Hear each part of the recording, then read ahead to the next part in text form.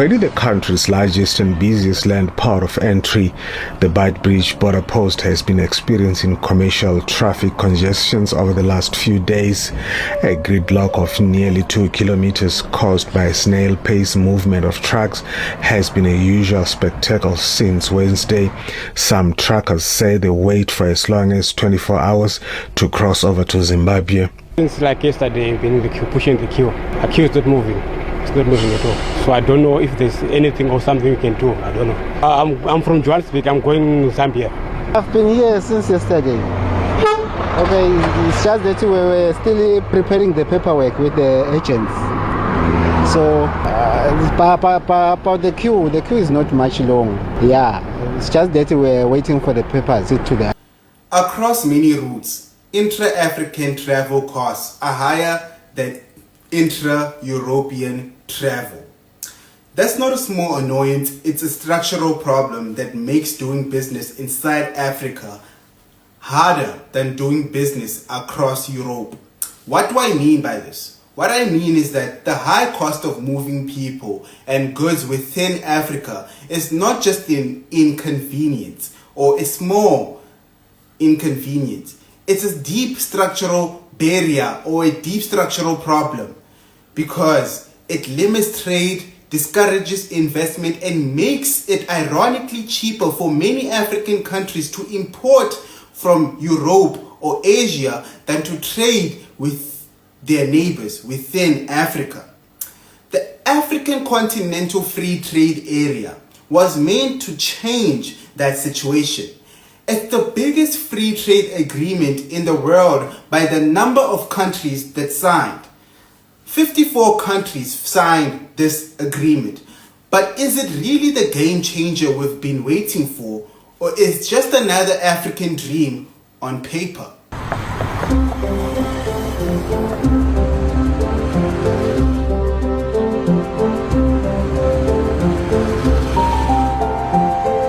We are calling on everybody to think Africa, act Africa, and prosper Africa. It comes down to the change of mindset. I think this is an opportunity which Africa should not miss. We are implementing the Africa we want.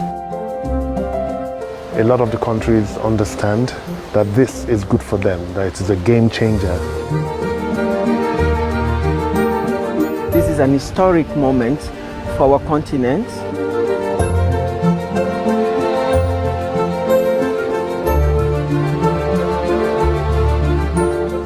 Before we go further, let me tell you about the African Continental Free Trade Area. The African Continental Free Trade Area was officially launched in 2018 under the African Union. It brings together 54 countries, almost the entire continent, representing 1.4 billion people and a combined GDP of over $3.4 trillion. The idea is simple. Remove tariffs, remove trade barriers so African businesses can trade more with each other within the continent instead of always depending on Europe, China, or America. In theory, it should create one huge African market. Sounds like a really great idea, doesn't it? Welcome to another edition of Business Africa. I'm your host, Afolake Onyiloye. The top stories this week. Africa's youth take the lead in transforming agriculture. The Dakar Forum shines a spotlight on innovation, jobs, and climate-smart solutions. Africa's tech scene reaches new levels of maturity as startups expand abroad, exporting homegrown solutions from Uganda, Nigeria, and Tunisia to the world. Moroccan innovators are turning shrimp waste into organic fertilizer, boosting soil health, crop yields, and sustainability across the country. Africa's food future is in the hands of its youth. That was the resounding message as the Africa Food System Forum 2025 wrapped up in Dakar, showcasing how young innovators are transforming farming into a modern job-creating sector. The thing about good ideas is that they have advantages and disadvantages. And let me just talk about the upsides, or let me just say the benefits. The benefits are the bigger markets. A small business in Ghana could sell directly to consumers in Kenya without facing any crushing tariffs. That means more growth for entrepreneurs found within the continent of Africa. Another advantage is jobs and poverty reduction. The World Bank projects that by 2043, the African Continental Free Trade Area could lift 32 million people out of extreme poverty and increase Africa's GDP by around 10%. Another one is the value addition. Instead of exporting raw cocoa, Africa could trade chocolate, processed goods, and tech services.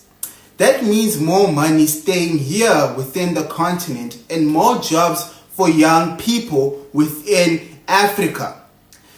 SME empowerment. Small and medium businesses, especially those run by the youth and women, could access new markets that were previously blocked within our continent. Continental bargaining power. Instead of 54 fragmented economies negotiating separately, Africa can approach the global trade as one big, powerful bloc, as one. Right? And another thing I want to add about cocoa is that, yes, we can produce our own chocolate. But what I think could happen if we did that is that a lot of European researchers could be funded to spread propaganda about the product. In this case, I mean the chocolate being produced in Africa, saying that it might be causing some sort of infection because it's produced here. And the agenda behind this propaganda would be to keep us as consumers of their products. They want to continue exploiting Africans of the raw materials at a cheaper price, and then they sell a product at a higher price. Why can't we actually produce our own chocolates? Libombo port of entry partially closed. Cargo still awaits the green light to cross the border, while private vehicles make their way into the neighboring country. I can say that the port is very much, I would say, empty. We have really processed a lot of people during the course of the weekend. We actually had around 25,000 that we processed on Saturday, and then from there we picked on Sunday to around 26,000 people that we actually processed. Those allowed to cross the border say they will make it home in time for Christmas. I go home, I not scan for protests. He says, we are not scared of the violence that is happening in Mozambique because we are fighting for a change in Mozambique. Truck drivers camping on the corridor of the port of entry says they are forced by employees to cross the border. What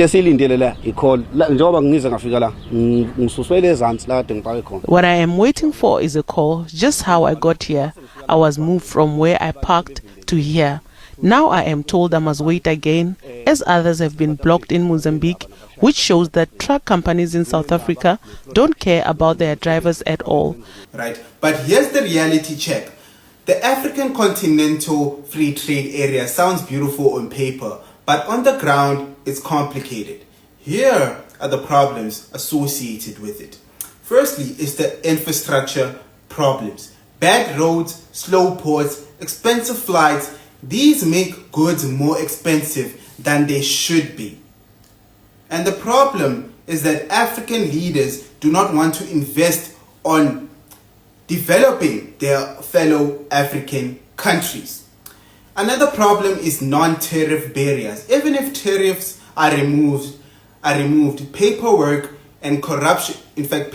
corruption and custom delays can kill businesses within Africa. Another one is that there are unequal benefits.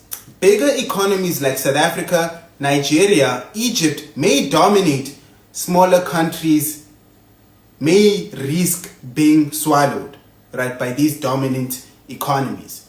Another problem is the high cost of travel and finance, because it is still cheaper to import from Europe than to trade within Africa because of logistics and forex challenges. The biggest problem here is the political will, right? Many countries signed the deal, but few have actually implemented the real reforms of this agreement. Protectionism is still strong. Governments don't want to open their markets too fast. That's the problem within Africa.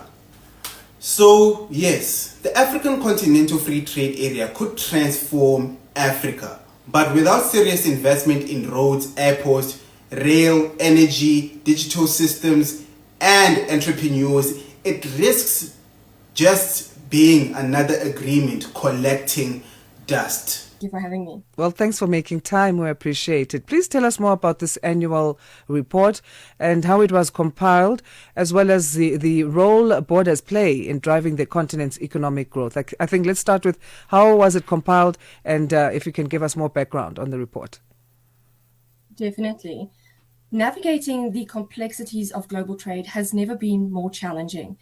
Africa is undergoing rapid trade transformation amid global supply chain as well as geopolitical shifts, and also considering environmental concerns. So as we are witnessing these transformations, understanding regional customs and cross-border trade has become crucial. This guide really helps business to understand trade regimes, tariff structures, as well as incentives available across key African markets. The goal is to provide clarity and foresight in this fast evolving environment. Importantly, compliance is key. Getting it wrong can be costly, both financially as well as from a reputational perspective. Awareness is essential not only to maintain compliance, but also to identify and unlock trade incentives as well as market opportunities that many businesses may otherwise overlook. How was the report compiled? So as a PwC trade team, we decided that we already... There are early signs of progress. Ghana has already exported goods under the African Continental Free Trade Area. Rwanda is pushing for digital trade initiatives. Some countries are harmonizing these customs, but these are just baby steps compared to the size of the challenge for the African Continental Free Trade Area to truly work. Africans need more than just signatures. We need action, infrastructure, and real trust among our governments. Our products, you see, remember I shared you when I was starting this a small garden, and now you see we have some products. It is doing well, of course, and I thank you for your support, for your encouragement. And today I would like to encourage my brothers and sisters, those who think we the people of Africa, we cannot produce our own food, our own fruits like this. That is not true. We the people of Africa, we have become cheap laborers for too long for others. We are working in the farm of others. So the time is now for we the people of Africa to work for our own farms, to produce our own food, to feed our families, our communities, our countries, as well as our continent. Recently, you heard that some of our young brothers and sisters from Africa have been taken to go to work in the farms abroad. So you can just imagine, still today, Africa, we are cheap labor. Everyone wants cheap labor from Africa. That is not true. We, the young people of Africa, let us change our mind. Let us work for our land, our motherland. Let us work for the land of our ancestors so that we can produce enough food. Those who have a shortage of food, let us come and buy from us. So what does the African Continental Free Trade Area really mean? It's Africa's biggest chance at economic independence, but also its biggest test. If we get it right, we create jobs, industries, and opportunities for generations. If we get it wrong, it becomes just another dream deferred. The question is, will our leaders, businesses, and people be willing to sacrifice comfort for today and comfort today for prosperity tomorrow, right? So guys, tell me in the comments, do you really think the African Continental Free Trade Area will actually work, or is it just another fancy plan that African leaders will not take seriously? Before I end this video, I would like to tell you guys that if you enjoyed this breakdown, you can hit the like, share this video, and subscribe for more deep dives into Africa's future, because this conversation is just getting started always.